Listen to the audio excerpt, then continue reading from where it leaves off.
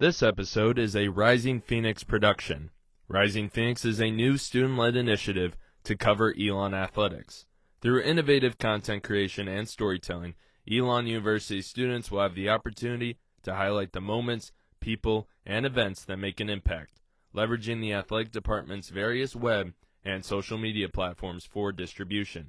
For more content and information, follow Rising Phoenix on Twitter at EU Rising Phoenix and Instagram at Elon Rising Phoenix. Enjoy the show. Hello, everyone, and welcome to another episode of the Rising Phoenix podcast. I'm your host, Chase Strasser. You heard me right. This is episode 2 of the podcast. If you missed episode 1, I was joined by Caden Strickland.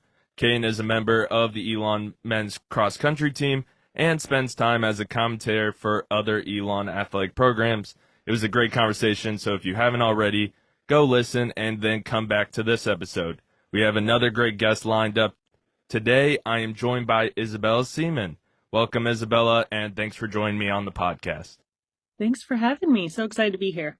So to start off, can you go ahead and introduce yourself to the audience, your relationship with Elon, and then your current role now? Absolutely. Hi, everyone. My name's Isabella Seman. I graduated Elon University in 2021. I studied broadcast journalism and political science. I was also the captain of the volleyball team, and I was on Elon News Network. I was an anchor and reporter for them, and now I am an associate producer with ESPN Films and 30 for 30. Awesome. Well, let's start at the beginning. You grew up in Pittsburgh. I assume you have a love for the Steelers. Yes, I do. And the Penguins. How were you introduced to sports, and when did you realize it was something you wanted to do in your future? Yeah, that's a great question. So obviously growing in Pittsburgh and growing up in basically a prime time of sports in that area, you had the Penguins winning Stanley Cups, you had the Steelers winning the Super Bowl. And, you know, my family always loved the Pirates, even though they haven't been a winning team. It's just, you were surrounded by it at all times. We would always go over neighbors' houses, go over our family's houses. Everyone was holding parties to watch all of these games.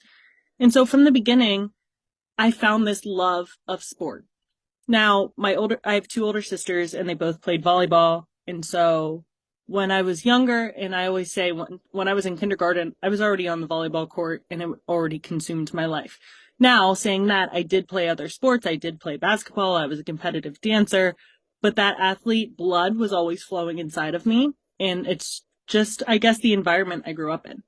You mentioned it. You grew up in what you could call a volleyball family. Both your sisters played collegiately. What was that like? I don't know if there's a backyard version of volleyball where you all can compete against each other, but was it competitive or was it great? Were you able to play on the same teams and all? Yeah, so my oldest sister, Kate, was the one who got started with volleyball. And ever since she started playing, me and my other sister, Angela, just fell in love with it. So, like I said, I was on the volleyball court. I was always watching. I was always surrounded by this game. Now, as we got older, the more competitive it got. We went to a pretty big high school that was well known for volleyball. And so I was just always around it. I never got to play on a team with Kate. I did with Angela in high school. We were always a competitive team, and then we also played travel volleyball. So it was a year-round thing for us. We were always traveling, always at a volleyball tournament, and if we weren't at a volleyball tournament, we were at practice. Kate ended up going and playing at the University of Rhode Island in the Atlantic 10 Conference, and then Angela also went to the University of Pittsburgh. She was the hometown girl and helped build that program, and now they're a top 10 program every week after week after week. I was just blessed with the ability to be able to look up to them and learn from them. And I don't think without them, I would have had such a great experience as I did. And, you know, times happen where I'm like, oh, I want to be just like Ange. I want to do this well. And I put that pressure on myself to be that good. But they were my biggest support system. And I don't think I would have been where I got to today without them. Awesome. Well, to focus on your high school career for a little bit, talk about that journey from just playing volleyball with your sisters to now you're getting recruited. It's something that's looking like you can play in college. Describe that journey to me. Yeah. So I always knew I wanted to play in college.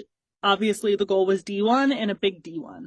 obviously Elon's a mid-major, but that came a whole down the road, different decision that I had to make. Um, so like I said, in high school it was really competitive and I always wanted to play Division One.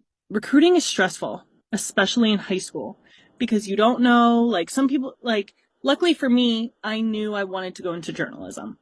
So I catered specifically to schools that had journalism. Because for sports like football and basketball, you can't have those pro aspirations. Volleyball, you can. It's starting in the US now and you can overseas. But I knew it was something that I wasn't going to play volleyball my entire life. So I made sure I knew what I wanted to study. And a lot of people don't, and that's okay. And narrowed it down from there. I got recruited from small schools to big schools. And the one piece of advice that my sisters gave me since they were already in college was, Bella, if you were to get hurt and not be able to play anymore, would you love the school that you were at without volleyball? And that was the biggest and best piece of advice that I still give to younger people today. Because if something unfortunate happens, if you have a career-ending injury and you're still at that school, are you going to be happy?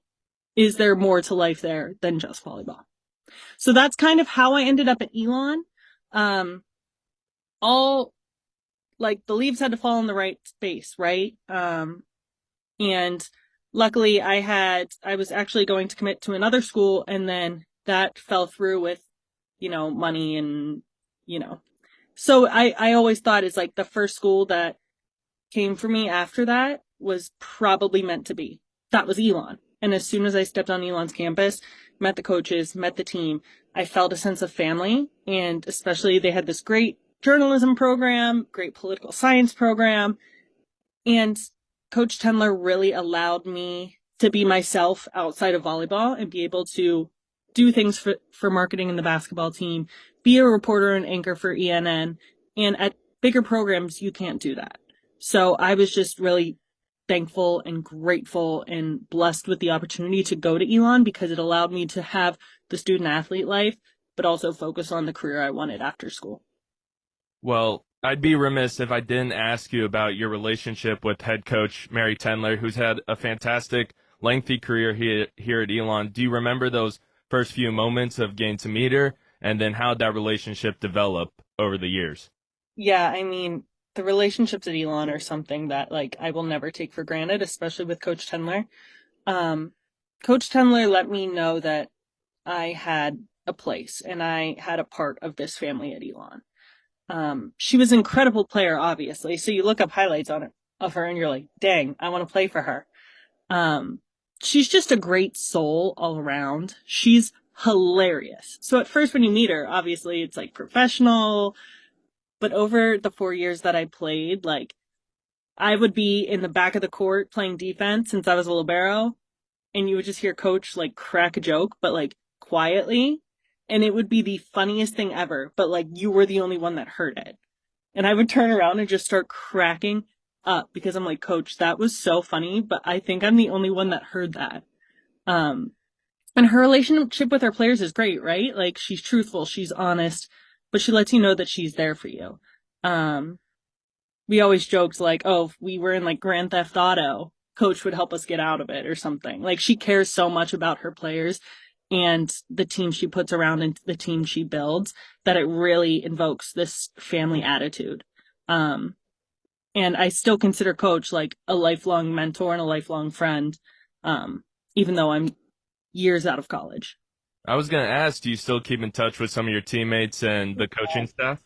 Yeah, so part of my coaching staff, Tina Riedling's at Penn State now. Carlos Dunans is in Kentucky. He's a head coach at a school in Kentucky now. And we still see them everywhere. And my sister's a coach and she'll be at tournaments and she'll run into them. And all of a sudden I'm answering a FaceTime from my sister and it's my coach. So, the volleyball world is tiny. So I'm always running into people or my sisters are running into my coaches. Teammate wise, I feel like we're not obviously as close as we were when we were a team, right? Everyone went and did their own things, but my two best friends, Maddie Genoway and Natalie Cummins, we still talk every single day. literally every single day we're still talking. They're my best friends, and it's weird to think about. Like, Coach Chandler picked these two girls out of all the volleyball girls in the nation, and we all came to the same school randomly, and these are like my two best friends for life. That's awesome. Well, during your career at Elon, you played over 200 sets. Is there a set or a moment during your career that really sticks out? Wow. There's probably so many, right? I think the set that sticks out the most, I didn't even play in. It was freshman year, the CAA tournament. And the years before, like, we had an okay record, but we never made it to the playoffs of the CAA. Freshman year, we made it to the playoffs. And we were playing JMU, who at the time was in our conference and was winning year after year after year. So we were the underdog in this match. We went to 5 sets with them, and we were so close to beating them, and no one expected it out of us at all. But I think from that moment on, the trajectory of our team just went up, because from season to season we kept building and building and getting better. And by the last year, we were in the conference semifinals, and then the next year they were in the finals. So it was building that team chemistry, and I think that's where it really started for us to build a foundation to have a successful program. And that final year, you were captain of the team. Correct me if I'm wrong, that was the COVID year as well. So Yep. just a lot of changes in the world. Did that play a part in you being a captain and being a leader? Yeah, so I was a captain. Luckily, my junior and senior year, I was voted as a captain. And COVID was interesting, to say the least, because we all needed to continue to work out. We all need to continue, because we all have this goal that we want to win the conference. But we weren't together. We weren't training together like we used to. We were in masks. We like didn't know what was happening. It was weird, right? So we actually made like Snapchat group chats that like whenever you would work out, you would like Snapchat you working out, or like trying to find ways to like stay connected as a team, even though we were not connected at all. So we got back to campus at the fall, thinking we were going to play in the fall, and then season got postponed. It was a lot of pivoting and adjusting and figuring out how to stay as a team through all the adjustments, because, you know, we don't want our season to end. We don't want someone to get COVID, but someone's going to get COVID. We're going to have to deal with it. We're going to figure it out, and we're going to stay a team. We're not going to blame anyone, because at that point, right, you were like, oh my gosh, like such and such got COVID. Like, oh, did they go out? It's like, no, we're not doing that. If you get COVID, you can get COVID so many different ways. Like, we're going to figure out as a team. We're going to stay as a team, and we're going to do whatever it takes to attain this goal of winning the CAA championship. It really tested my leadership skills, and thank God I had Natalie and then Haley Clark, who's also one of my best friends, as co-captains, because I don't know what I would have done without them. There were so many moving parts, so much stuff we didn't know and we didn't know how to handle. I think it really helped our entire team grow and mature and mesh more as a family because of it. That year I ended up getting concussed our first match of conference play.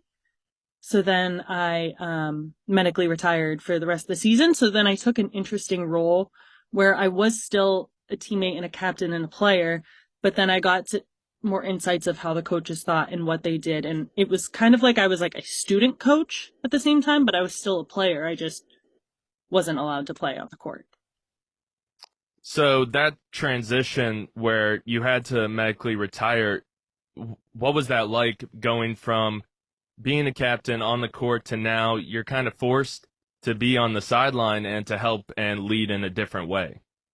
It was, the transition into that was okay, right? Because I had concussions in the past, which ultimately led to this one concussion making me medically retire. So I knew how things were on the bench. I knew kind of a different role I had to take on the team.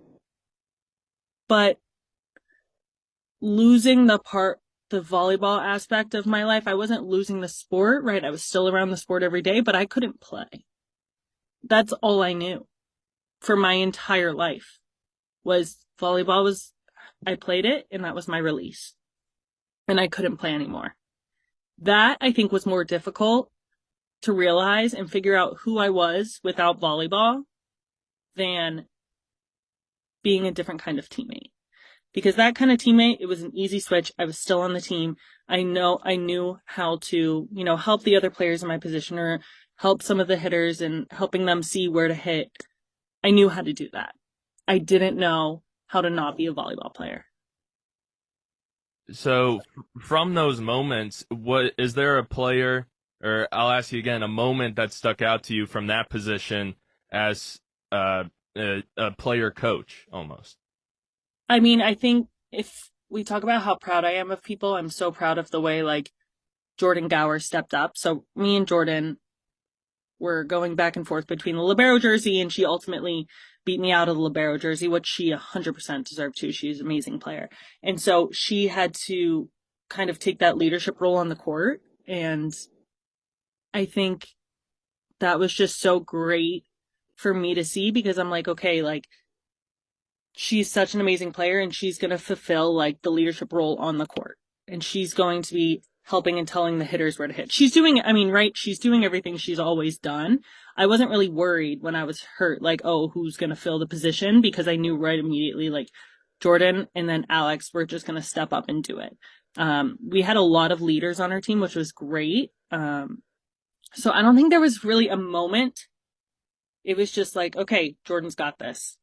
Like, put all of your energy into her and into your teammates to help do whatever. But I will say, the one moment that I literally cried was I woke up the morning of our senior day. And I was laying in bed and I turned and looked at my phone and I had a text from Coach. And it said, Bella, today's your senior day. And I've gotten permission for you to put on a jersey and start the game. Jordan will still be the libero. You will not play, but you will be able to get called as a starter, start the game, go through the handshake line, and then Jordan will come in. And to me, like, I started bawling because, you don't really think of like, oh my God, this is going to be the last time I'm going to step foot on the court in a jersey. And for Coach to think of that and be like, you were going to be a starter. You're going to be announced as a starter. You just can't play. It meant literally everything in the world to me. And I will never forget the feeling of going from the court to the bench. And I just sat down, put my hands in my face, and bawled. But I was so thankful for Coach to like let me do that, because it just gave me so much closure of, okay, this part of my life is over and we're starting a new chapter. Well, talking about that next chapter, or the other portion of your Elon career, was journalism. And you mentioned before that journalism was something that you knew before college, that it was something you wanted to pursue. How'd you come to find out that that was something that you wanted to major in and focus on academically? Yeah, it's funny. So when I was young, like even middle school, I'd wake up to go to school and I'd turn on the TV of the news every single morning. I'd read the newspaper every single morning. I was always into it, right? I was always watching it. I was always intrigued, and I met like Pittsburgh anchors like Andrew Stocky, who was still is the sports reporter for a station in Pittsburgh, and all these different people, Michelle Wright, and they really were like, hey, Bella, like, let's talk. Like, your mom told me you want to do this. Let's figure it out. And so I got to talk to Michelle Wright, and she told me exactly, like, journalism's tough. Like, you don't get to the weekends that everyone else gets, and you have to work nights, and you have to do this. And I was ready for it. Because at that time, it was an interesting time in our political landscape, too, where there was so much international news going on, too, that everyone, I felt like, was always watching the news. Now, obviously, we've seen a huge shift in that. So then in high school, I ended up doing Seneca Valley Television, our high school's television station. And luckily, KDKA donated all of their old anchor desk and everything to us. So we had a legit setup. So that's kind of where I got my start in media. And so then from there, I really knew I fell in love with it and I really wanted to do it. So it just helped in the recruiting process because then I narrowed down the schools that did have good journalism programs. Um, and that's kind of how I dove into it. And then as soon as I got to Elon, it took me about like a year and a half to get into ENN just because, when you're a freshman, you're figuring things out. And especially I had to focus on volleyball. So I wasn't really focused on journalism quite yet. But once I did, I made some lifelong friends who I'm still super close with today. And we all work at different landscapes and some work in local news, some work in national news. Some work for the trucks that do our live sports. Like I have friends still to this day that because of that Elon News Network experience, like I have friendships for life because of it. But it gave me that experience that helps me in my everyday work today. Without that, I would not be able to do the job that I have now. Other than ENN and volleyball, where else were you involved on campus? Oh yeah, I always kind of forget about this sometimes. I was the on-court host for men's basketball. So luckily Don Scott was an assistant athletic director of communication and marketing at the time. So he came up to me and Mary DeFriest and we're like, Bella, we think you would be good at this and we want you to do this. And they knew at the time I wanted to be on camera. So I did. I was like, great, let's do it. Let me run it past coach, make sure she's cool with it. There were times where we would have practice 5 to 7 in the practice gym, and there was a basketball game on at 7 in the main court in the Shar. And I would have to run into the locker room, shower super quick, get ready, and like sprint out there to be an on-court host. So I did all the promotional things, all the fun games during timeouts. I worked with our DJ MC super closely. He's so much fun. And got to really learn how a live event and a live sporting event works. So that carried over to my job now as well, because I have friends who are producing the live events and going to these live events. So it really comes all full circle of being an athlete, being behind the lens, and then also being the talent. It all comes full circle now in my role today. That role is still filled by an Elon volleyball player, just so you know. Erica Link, Erica my girl, love her, Erica. Yeah, so we kind of prepped Erica to take over before I left. She's a ball of energy, a great personality, a great energy to be around. So as soon as Dawn and Mary met Erica, they were like, that's the girl that's going to take over for Bella. I haven't gotten to see her do it, but I've heard only great things. So I'm really proud of her. Yeah, she's doing a great job. And then off campus, before you got into ESPN, and we'll definitely talk a lot about that, you also did an internship with ABC 11, which is a local news station around the Elon area, I believe Durham. Yep. And what lessons did you take away from that experience, and how did that help you further your career? Oh my gosh, it was crazy because at this time that I did this internship, it was still COVID. So journalism changed. We weren't interviewing people over Zoom. We were going to their house and interviewing them in person. And so I didn't get that in the field experience because my internship was remote because of COVID. However, the reporters that I worked with, Gloria Rodriguez, Diane Wilson, Elena Athens, they were amazing because they were actually giving me like, here, Bella, write the story. Help me write this story. So I got so many reps of writing for TV, writing for digital, making connections all around the RDU area. Diane in particular is like an investigative kind of reporter. She helps people who are getting scammed. And she has a hotline that people can call and be like, Diane, I'm getting scammed, please help me. And so a big part of my role was like contacting these people, finding out their story. How did they get scammed? What did they get? Like, what did they lose?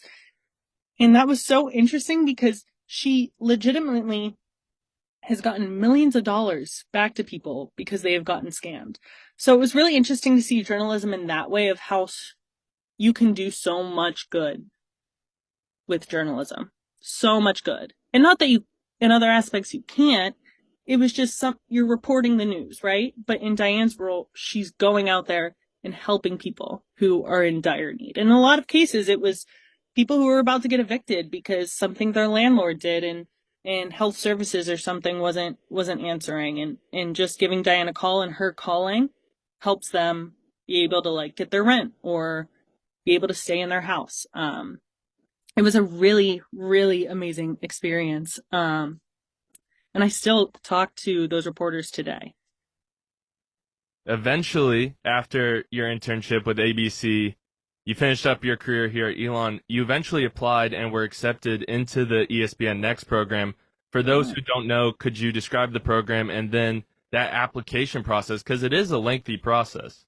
Yeah. So, it's crazy because I said I wanted to study journalism and I wanted to study political science. And when I was at Elon, I went to Iowa for a month and I covered the Iowa caucus. Meanwhile, another group came to ESPN. I was not in that group. I was in the political science group. Somewhere between retiring from volleyball and needing to get a job, I realized that I didn't want to be on air, that I did not want to go into politics. I still follow politics and I still love politics. However, I feel like if I was in the reporting aspect of it, I would lose my passion for it. So, what's my other passion in life? Sports. I know about sports. I love sports. I watch sports. I grew up a sports fan. So, when I saw the ESPN Next role come up, I applied for it, and I didn't really think anything else of it. I never really was like, oh my God, I want to work for ESPN. But since I don't want to do politics, I'm not going to ABC, NBC, CBS, CNN, Fox, any of those, right? I'm not doing that. ESPN sounded like the best bet if I wanted to get into sports. So from there I applied and, full phone interview, sports knowledge test, then, the soft skills kind of portion of it. I went through, I think, 3 or 4 rounds of interviews. And then in July of 2021, after graduation, I got the call that I got the job. And within 2 weeks, I was up here and I was a production assistant for ESPN Next. So at the time, ESPN Next was a rotational program. It's changed a little bit since then. But still, entry-level position for a big company like ESPN. And I was placed in SportsCenter. So I worked on SportsCenter at night, which means I cut live games that you're watching on TV. I'm sitting there and making the highlight that runs on SVP or SportsCenter immediately following the game. So quick turnarounds, super quick turnarounds, sometimes 30 seconds, not even 10 seconds of a turnaround until your highlight's on air by the time your game finishes. And I couldn't be more thankful for the opportunities I had at Elon, because without those opportunities, without ENN, without volleyball, I wouldn't know those quick adaptation skills that I used in SportsCenter. From there, I always have wanted to do long form. I always knew long form. I got to take a 60 minutes class at Elon, and I made a documentary in high school, so I always knew long form storytelling's where I wanted to be, but I did love, obviously, linear and television. So one day, and I made this known, so one of my coworkers came up to me and was like, hey Bella, there's a position open for ESPN Films in 30 for 30.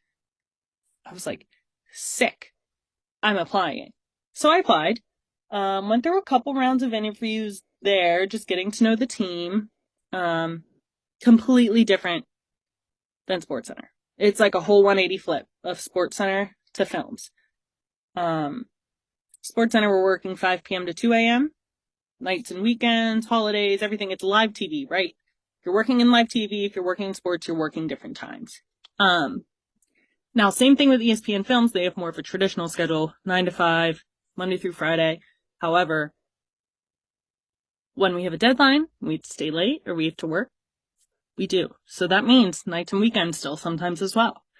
So I got that position and I always loved 30 for 30s. And, everyone in COVID did The Last Dance. And it's crazy because my boss literally and my editor were sitting in that room right over there cutting The Last Dance. The Last Dance wasn't supposed to come out until the year after. But the production company and our production team made it happen. And it's crazy to think about that, I'm on that team now. it's just, especially, here's the thing about me wanting to be in films is when I was an athlete at Elon, I was a huge mental health advocate. Mental health for students, but mainly specifically student athletes, because in the athletic department, there wasn't really opportunities for athletes to get help besides our counseling center. And a lot of times it was booked or it didn't work with our times. And like the head of our counseling center didn't really know what to do. So I was trying to help fix something. And I know a lot of athletes have carried that torch since, but it all boils down to like a student athlete is more than just an athlete. They're a person. And the same thing with a professional athlete. A professional athlete is a person. So the fact that I get to tell these athlete stories that are bigger than, oh, I'm Bill Walton, for example. We just had a Bill Walton, the luckiest guy in the world. He was so much more than just an NBA basketball player. Like, he was doing political rallies while he was at UCLA. Like, he had such a big voice in that space. And I think that's what it boils down to. My overall life is, okay, athletes are more than just athletes. They're people. Let's treat them as such. And I think that's probably what boils down my passion today through media and through sports. I've kind of all combined all my passions into one, which is great. And I couldn't be happier. And honestly, I couldn't have done that without like the work, the education, and the volleyball and the athletics aspect from Elon. I also, to take somewhat of a divergent path, but to Mm-hmm. ask you, what what does the power of sports mean to you? You talk about how all these worlds combine and how, for example, the Bill Walton story and your mental health advocacy. How do all those worlds sort of combine? And just from your perspective, what does the platform of sports and through ESPN 30 for 30, what does that allow you to do? I mean, it's a big platform, right? Athletes have a platform to speak. And whether people think athletes should stay out of politics or not, there's still people and people in this country. They have the right to say what they think. So I think it's amazing. So, for example, we have an ESPN film 144 that followed the WNBA in the bubble. And this was when the entire Black Lives Matter movement was at its peak.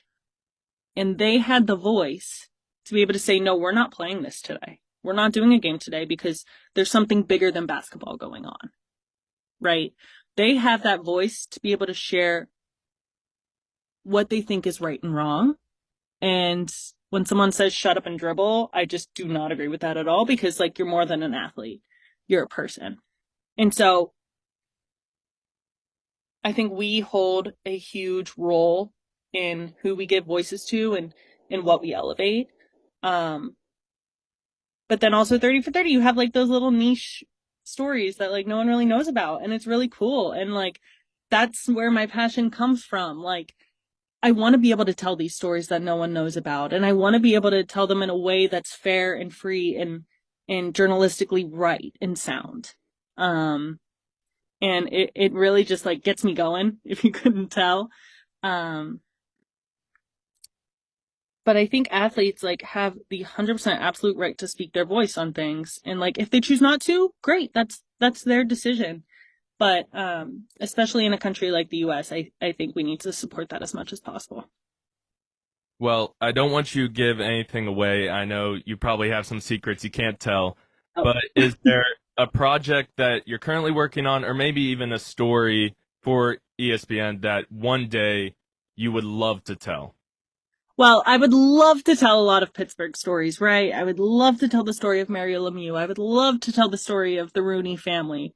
There's all these little Pittsburgh pieces that I'm like, oh, let me tell it. I think the story I'm most excited about right now that is coming out. So yeah, we've announced it. We've announced this, so I can tell you. So we have a Candace Parker documentary. It's called Candace Parker Unapologetic. It comes out November 12th at 9 p.m. on ESPN. And it is an ESPN film. It's not 30 for 30. Solely because it's a big follow doc of Candace Parker. And so if you don't know who Candace Parker is, I like to say she's like the Michael Jordan / LeBron James, whatever you think, of the WNBA.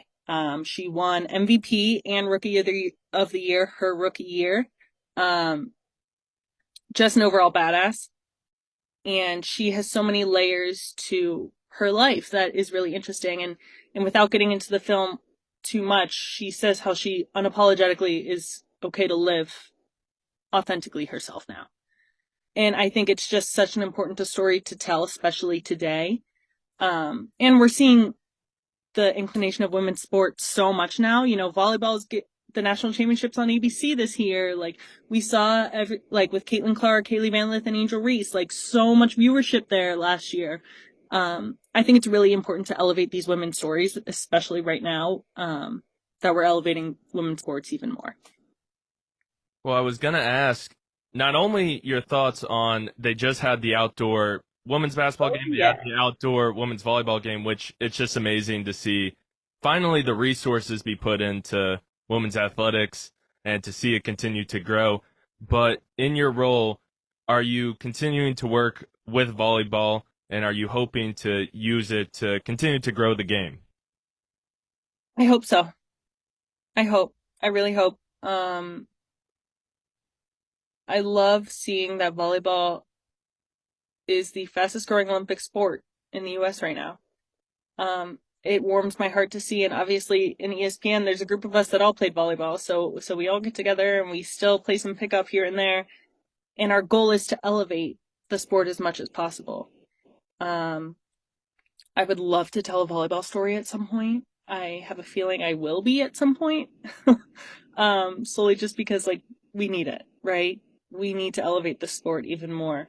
But the 92,003, that number will never get out of my head. I remember just sitting on the couch and texting my friend, like my old teammates and my friends who played volleyball, and we were all just so emotional because us growing up, like volleyball was popular in the area where I grew up, but like nationwide, like you don't see that many people come out for volleyball games. And the fact that Terry Pettit and John Cook and Jordan Larson and now Lexi Rodriguez have continued to amplify Nebraska volleyball the way they have is incredible. Like, for example, my sister went to Pitt her freshman year. My family were some of the only people in the stands. Now, what is it? Like 8 years later, I want to say. You can't even get a ticket to the game to go see Pitt volleyball play. Like, that's crazy to me. That's so awesome.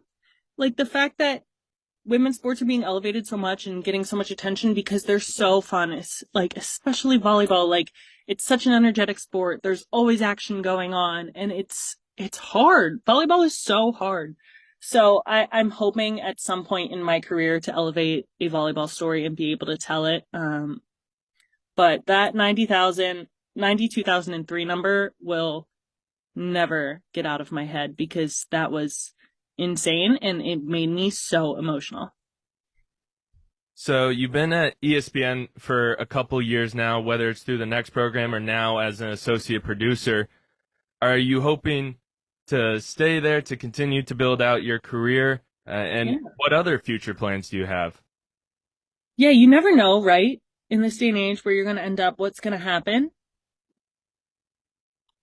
And this is funny. I told my boss this yesterday. I said, you know I want your job, right? And he was like, yes, I know you want my job. I want to direct a film. I want to direct documentaries. I want to direct a 30 for 30. It's what I want to do because I'm so passionate. And if I get to tell these stories that I'm so passionate about, I know the art and the form in the film is going to come together just because of the passion behind it. And I work with an amazing, amazing team now. We're small, but we're mighty and we get a lot of shit done. And we're led by some amazing leaders who have had some amazing experience in the field. And so like moving forward, I just want to be a filmmaker and tell stories that, you know, people are either too afraid to tell or stories that need to be elevated. Whether that's in sport or out of sport. Right now, I could see myself staying in sport for a while, just because, there's always a story somewhere. Um, but you never know where life's going to take you. You never know what's going to happen. So as long as I keep something in my life that I'm passionate about in my family, I'll be happy. But right now I'm extremely happy with where I am and want to continue to grow in this team. In your current role, is there been any places, really cool places that you've gone to go because of ESPN, or any cool athletes or people you've gotten the chance to maybe nudge shoulders with? Yeah, not as much as people probably think, right? People think, oh, you work in sports. Oh, you did, let's see, like the Derek Jeter documentary. Did you get to meet Derek Jeter? No, I didn't. I didn't get to meet Derek Jeter. I was new on the team at that point. Um, it's funny because you think like, oh my gosh, like you probably get to meet so many people, blah, blah, blah. And like, oh, can you give me tickets to this? I'm like, no, I can't even get tickets for myself. What do you think I can do? Um, I want to say the best experience thus far that I have had. So I've had a good amount of experiences. Um, I grew up a Pitt football fan, but obviously Elon is not like an Alabama or a Clemson or, So I never really experienced a huge college football game. Obviously I went to Steelers games and whatever, but a couple weeks ago, I got the opportunity to go to the University of Florida in Gainesville for a weekend, and we were filming for a whole separate documentary. But we did get to go to the Florida Tennessee game, and Florida and Tennessee are huge rivals year after year after year. I have never experienced a sporting event like that in my life. It was so loud, so fun, and it was such a good game. So it was just like the energy you felt from being in the swamp was crazy. I've never experienced anything like it in my life. It was so incredible. So incredible. It was funny because everyone's like, we were in our ESPN gear, and I had a 30 for 30 shirt on, and someone's like, oh, are you guys doing like 30 for 30, the Swamp Kings for 30 for 30? Because Swamp Kings had just come out. I was like, I hate to burst your bubble. Like, that's not why I'm here, but I appreciate you for asking. It was just like a funny coincidence that we were there right when Swamp Kings dropped, but we did not produce Swamp Kings. Some people think like any sport documentary is a 30 for 30, but now with our landscape, like, it's not. So sometimes people are like, oh, you guys did like the Monte Teo doc, and I'm like, no, or they'll be like, oh, I loved that doc, and I'd be like, thanks, but it wasn't ours, kind of thing. But it's fun to tell people what you do, and they're like, oh my gosh, like I loved the two Escobars, or I loved Be Water, or like they know the product. So it's like really a proud feeling, and in our team, really strives to like keep that standard high. Well, Isabel, thank you so much for your time. As we start to wrap up here, is there anything else you want to get off your chest, or any advice you might want to give to someone who's pursuing a similar career path to you? Oh my gosh. Be confident in your abilities and ask for what you want. Because if you don't, then you're going to stay static. My best advice is advocate for yourself. And I'd be remiss if I didn't say that a huge congratulations to the men's golf team for winning their home tournament yesterday. It was always over my birthday weekend, so so I would always spend my birthday weekend watching my boyfriend on the golf course when I was there. So very excited and very happy to see that they're still continuing to excel. Well, happy belated birthday. Completely Thank you. forgot. No, you're fine. Literally, you're fine. It's all good. One last little part here, just giving you an opportunity to plug any future projects, Oh my gosh, where people can find you, and continue to follow the great work you're doing at ESPN. Yeah, if anyone wants to follow me, Instagram or Twitter is just Isabella Seman 2. Also on LinkedIn, like I said, we have 2 films, November 12th. Black Girls Play the Story of Hand Games. It is a 30 for 30 short, and it won the Tribeca Film Festival. And then immediately following will be Candace Parker Unapologetic, it was directed by the amazing Joey Jacoby. And then we have 2 other films coming out in December. One that my boss is directing that I worked directly on. I touch all of our films, but this one specifically. Look out for that one. It was a debate of the 90s. I will just say that. But it's an amazing film, and very excited to see that one air. Well, thank you so much, Isabella, for joining me today. Good luck with those projects and any future work you're doing. And thank you so much. Thank you, and appreciate you sitting down with me today. I had so much fun. Go Phoenix, roll Fiends, go Elon. If you are an Elon athlete, coach, or alumni interested in being featured on future episodes of the Rising Phoenix podcast, contact Jacob Kissamore at jkissamore@elon.edu. That's JKISAMORE at elon.edu. Or Chase Strasser at cstrasser@elon.edu. That's CSTRAWSER. And once again, you can follow us for more content and information on Twitter at EU Rising Phoenix and Instagram at Elon Rising Phoenix. Thank you for listening to this episode of the Rising Phoenix podcast.